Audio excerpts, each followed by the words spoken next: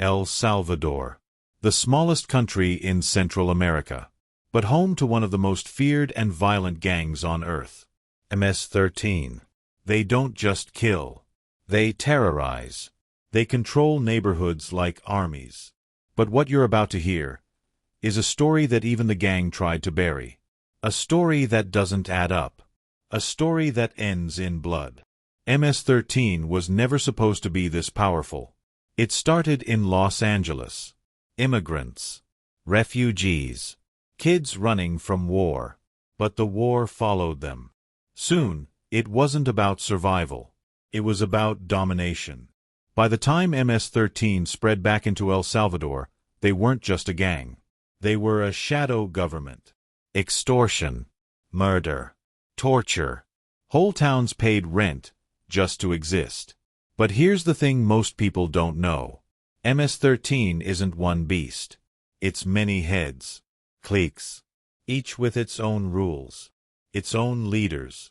Sometimes, its own secrets.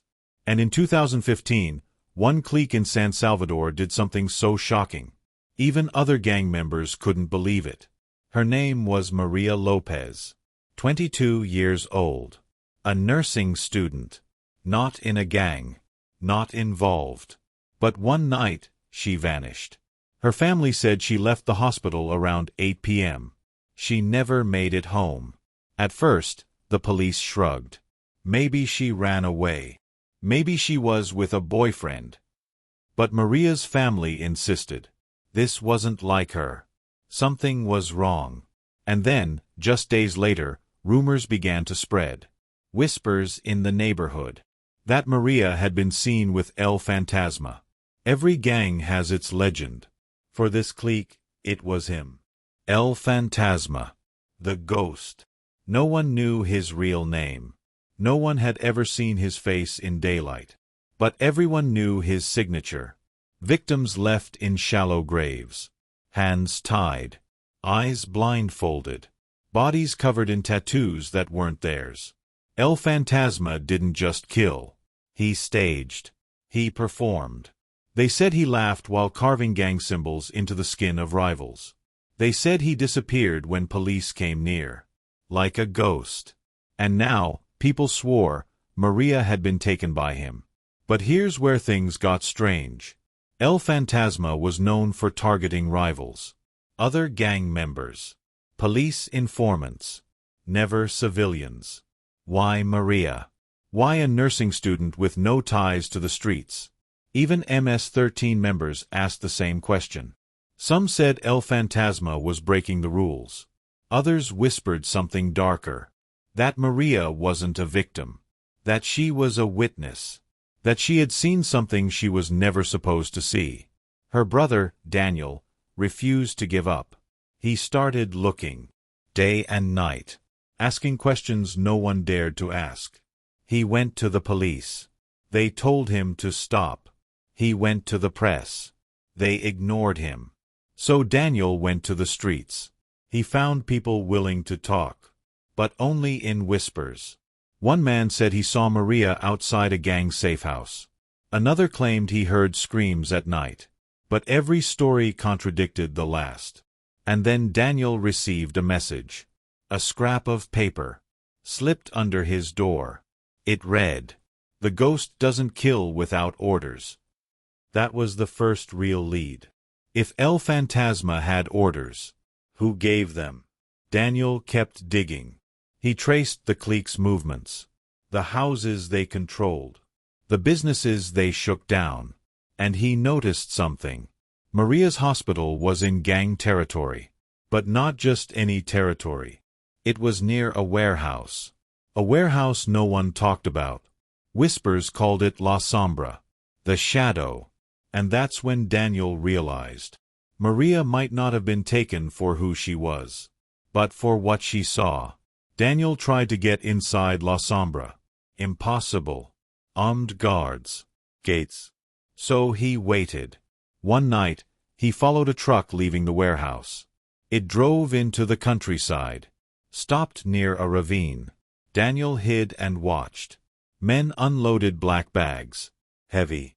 Dripping. When they were gone, He crept close. He opened one bag. Inside was a body. But not just any body. It was stitched. Like pieces didn't match. It wasn't a burial. It was disposal. And Daniel understood. This wasn't gang business. It was something else. The next day, Daniel was grabbed. 2 men, guns to his ribs, dragged into a car. They blindfolded him, drove for hours. When they stopped, he was thrown into a chair. And then, a voice. Cold. Come. You're asking questions that will get you killed. Daniel tried to speak. The voice interrupted. Maria saw something she shouldn't. The ghost didn't choose her. We did. Daniel demanded to know who. The blindfold was ripped off. He froze. Because sitting across from him wasn't a gang member. It was a police officer. That's when the truth cracked open. The officer explained. MS-13 wasn't just a gang. It was a tool.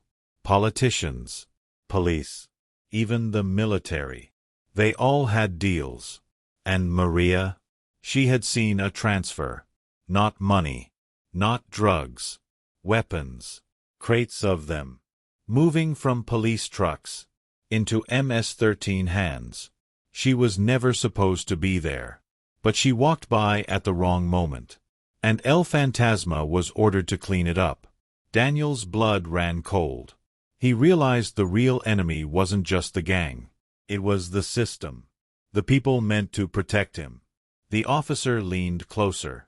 You want to live? Forget Maria. Forget everything. But Daniel couldn't. He wouldn't. Because before they blindfolded him again, he saw something on the officer's wrist. A tattoo. Not a gang tattoo. A symbol. A raven. And that same symbol was carved into the body he found in the ravine. Daniel thought he was fighting MS-13. But what he uncovered was bigger. A network. A conspiracy. A secret that stretched from the streets all the way into the government. But as he prepared to expose it, one final twist was waiting. One that would cost him everything.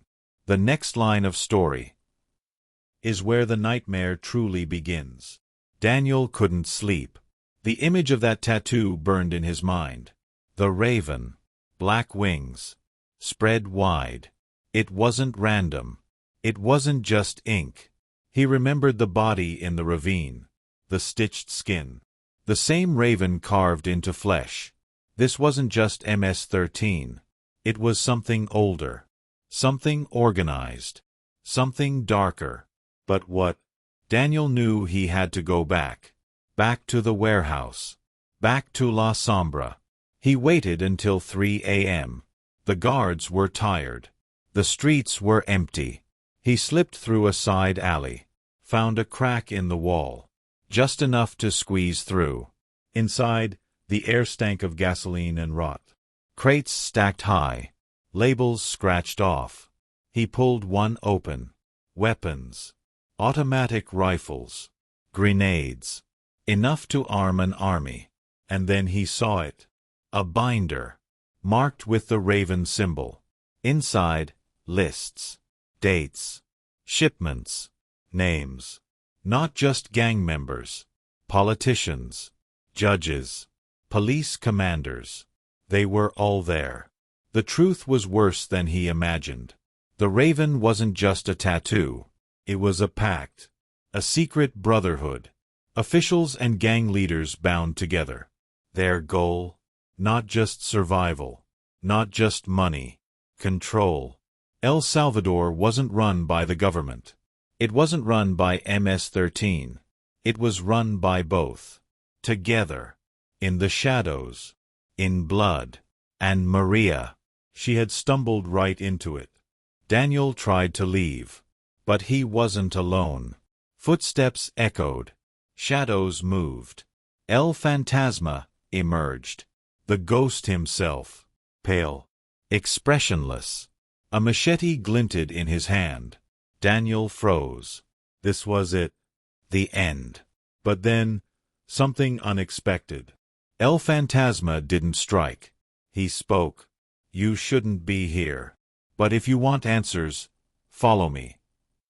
They moved deeper into the warehouse, past the crates, past the bloodstains. Finally, in a dark room, El Fantasma stopped. He turned.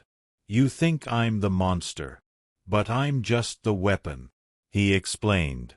He killed because he was ordered. Every victim, every mutilation, chosen by men in suits, not tattoos. He was their ghost, their executioner. And Maria? He didn't kill her. Not yet. Daniel's heart stopped. She's alive. El Fantasma nodded. For now. But there was a catch. To see Maria again, Daniel had to make a choice. Expose the Raven, or save his sister. If you go public, El Fantasma said, they'll kill her. Slowly. In pieces. Daniel's mind spun. He couldn't choose. He wouldn't. But then Fantasma leaned closer. Whispered something Daniel never expected. I want out. El Fantasma explained. He was tired. Tired of killing. Tired of being their weapon. But no one leaves the Brotherhood. Not alive. Unless someone brought it down. And that someone was Daniel. Together, they could expose it. Together, they could burn it all. But to do it, they needed evidence. The kind no one could deny. The kind hidden deep. In a place called El Infierno. El Infierno. The hell. Not a prison. Not exactly. An underground site. Built beneath San Salvador. Where the Brotherhood kept its darkest secrets. Bodies. Ledgers. Videos. Proof of every deal. Every betrayal. Every order. But no one who entered El Infierno ever came out. Daniel and El Fantasma went at night. Through the tunnels under the city. Rats. Water dripping. The smell of mold and blood. Finally, they reached a steel door. The Raven carved into it. Fantasma pried it open. They stepped inside. Rows of freezers. Rows of boxes. Rows of jars. Inside the jars? Dozens of them. Labeled. Catalogued. Daniel gagged. But Fantasma only whispered. Proof. They opened a box. Inside, photographs. Politicians shaking hands with gang leaders. Police chiefs taking money. Military officers exchanging weapons. And in the center of it all, a man Daniel recognized. The officer who interrogated him. The Raven tattoo on his wrist. Smiling. But that wasn't the real shock. Because in the next photo, Maria was there. Alive. Chained. Surrounded by men in suits. Daniel's hands shook. He turned to Fantasma. She's here. We have to save her. But Fantasma's face was unreadable. And then Daniel saw it. The red dot. On his chest. A sniper's laser. Voices shouted. Boots thundered. Dozens of armed men flooded the tunnels. Guns raised. And at the front, the officer with the Raven tattoo. Smiling. Welcome to El Infierno.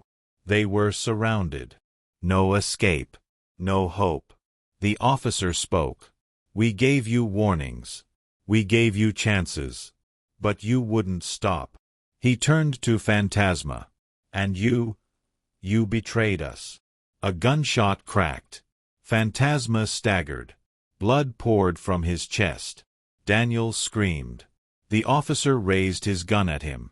Now, let's end this. But before he could fire, the walls shook. Boom. Dust rained down. Lights flickered. Another explosion. The ceiling cracked.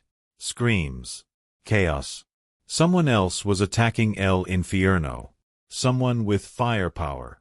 Daniel dropped to the floor. Crawled through the smoke. Grabbed Fantasma's arm.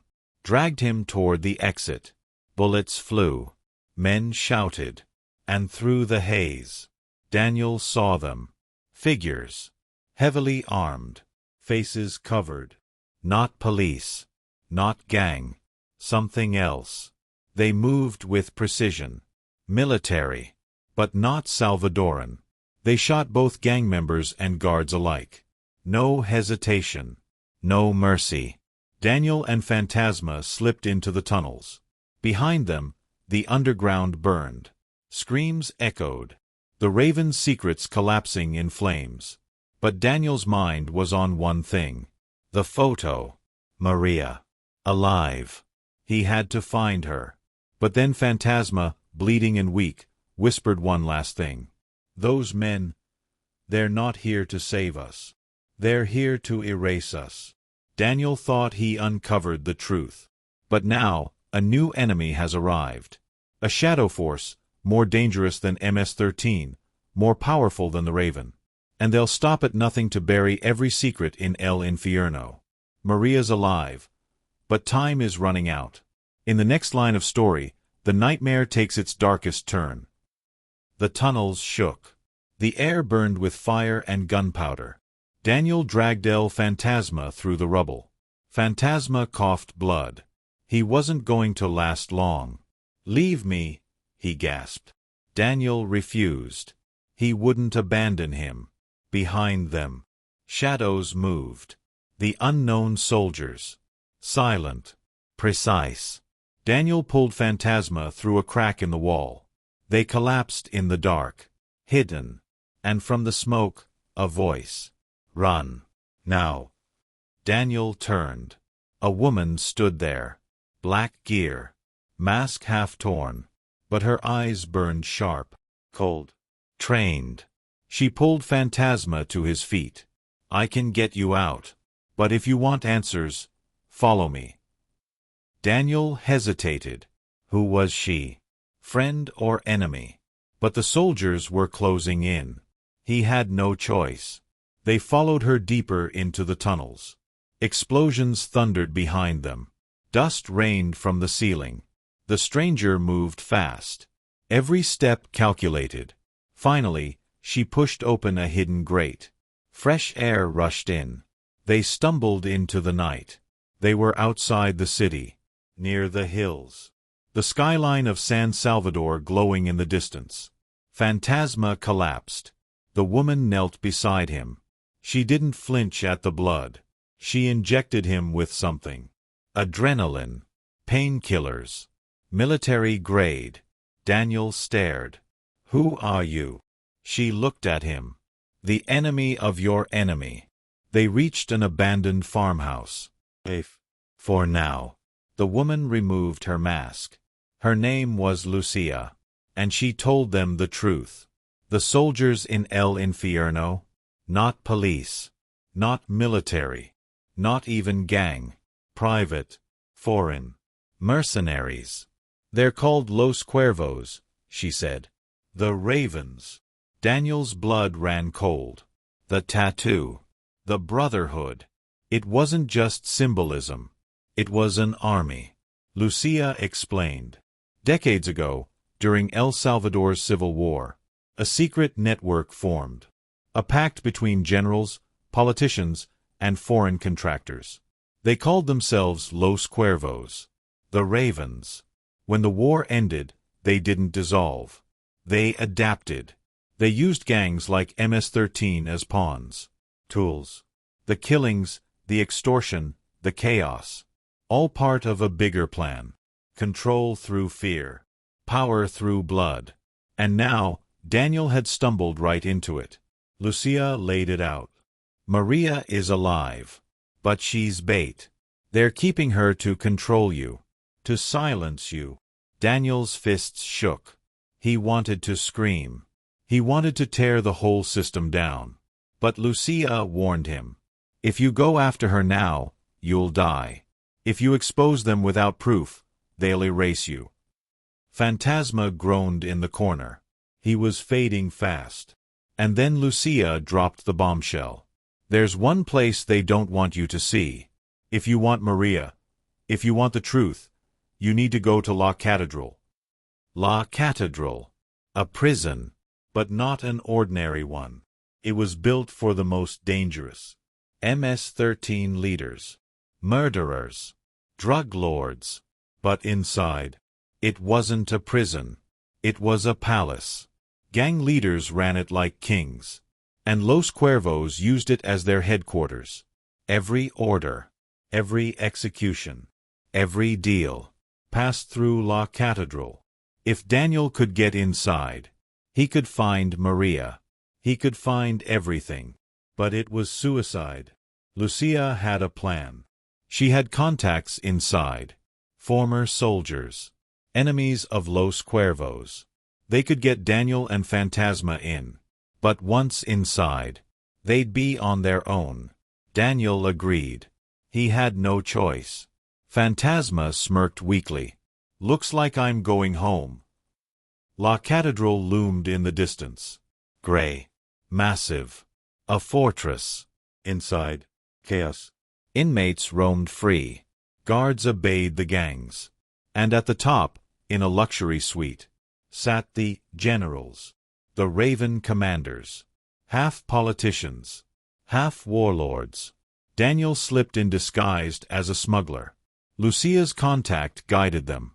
But the deeper they went, the clearer it became. This wasn't a prison. It was a throne. They reached the upper levels. Behind steel doors. In the heart of La Catedral. What Daniel saw froze his blood. Screens. Dozens of them. Surveillance feeds. Neighborhoods. Hospitals. Police stations. Los Cuervos were watching everything. Every street. Every life. And on one of the screens, Maria. Locked in a cell. Alive. Daniel's chest ached. She was so close. But then the doors slammed shut. A figure stepped into the room. Tall. Broad shoulders. White hair. The general. One of the founders of Los Cuervos. He looked at Daniel. And smiled. You think you've uncovered the truth. But you've seen nothing. He turned to the screens. Clicked a button. New footage appeared. Not MS-13 killings. Not police corruption. Foreign deals. Shipments. Politicians in Washington. Businessmen in Europe. The Raven Brotherhood wasn't just El Salvador. It was global. Daniel's head spun. The scale was too big. Too vast. But he had no time to think. Because suddenly, Fantasma lunged. With his machete. He slashed the general's throat. Blood sprayed. Chaos erupted. Alarms blared. Doors burst open. Guards stormed in. Fantasma turned to Daniel. Go. Find Maria. Finish it. Then he charged the guards. A ghost's final stand. Daniel ran. Through corridors. Past cells. Bullets ricocheted. Screams echoed. Finally, he reached her. Maria. She was thin. Bruised. But alive. Daniel, she whispered. Tears filled his eyes. He broke the chains. Pulled her close. But before they could run, a shadow filled the doorway. The officer with the raven tattoo. Smiling. He raised his gun. Pointed it at Maria. You've seen too much, he said. And now, it ends here. Daniel shielded her. The gun clicked. The trigger pulled. And the screen went black.